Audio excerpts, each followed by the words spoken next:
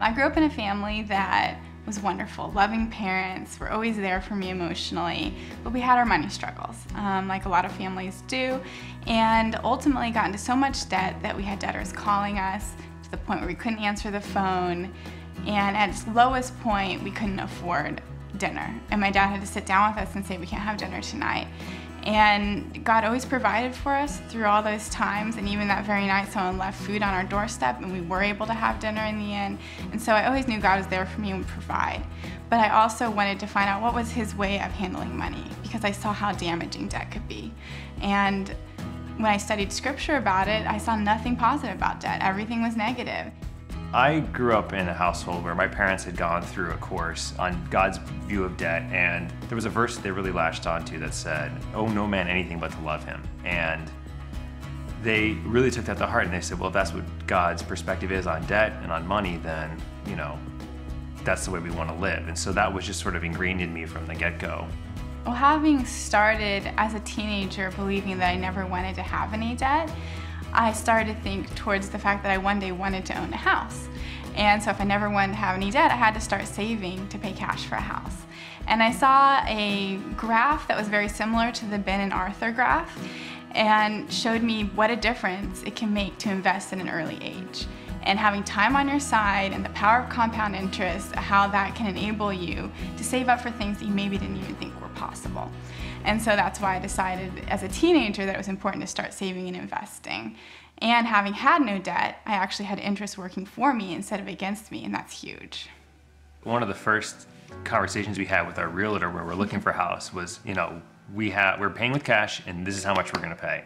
You know, the conversation started to go, well, you know, if you use that as a down payment, you can get a much bigger house. And we were like, no, let's start this conversation over again. This is how much we have and this is how much we're gonna pay, because we're not entitled to getting a bigger house just because we can put in a larger down payment. We have this much money, this is how much we're entitled to. We're gonna find a good deal for this much money that's gonna work for us, or we're gonna wait longer. Now we got a 2,000 square foot home, 4-bedroom, 3.5 bathroom. It's all the home we need for at least 10 years. I mean, we were able to get what we needed, what we wanted. You know, 10 years ago, I was 18, and one of the things that I know now that I didn't know then, but I kind of was living it anyway, was just being okay with being weird. Looking back now, I think that it was so valuable that I, you know, didn't succumb to any of that pressure. We have our plan, we know what's best for us, and we're just forging ahead on that. And we love seeing the different cultures, and in the first 3 years of our marriage, we've been able to go to Europe 5 times and pursue that passion while saving to pay cash for a house. And there are things that weren't important to us, like nice cars. So I drive an 18-year-old car with one working window that has over 200,000 miles on it, and I don't care because I'm going to Europe in 3 weeks. You know, it's like, it doesn't matter because it's not important to me. And then our next passion we like to pursue is adoption, and adopting a child ourselves, and also helping other people with adoption, ultimately being able to take care of orphans in that way. And that's the freedom that we have without having debt. We haven't had any problems with FICO scores. When you're paying, you know, for something with straight up cash, you'd be surprised what you can do. It seems like there would be limits, but there really aren't. We've rented apartments, we've gotten cell phones, we've had utilities, we've traveled around the world, and we haven't had to have a credit card for any of it. Looking back on the experience, and even the way we live now, it didn't feel like it was hard. I mean, I get a lot of comments from friends and stuff saying like, well, how are you doing that? Like, that sounds like a lot of work. How do you know? And it just really wasn't. It really, you know, it just became a lifestyle at that point that we got very used to, and we're continuing to this day, and it just feels so natural and freeing. Part of why we wanted to pay cash for a house is because of our faith, and that we wanted to trust God to provide.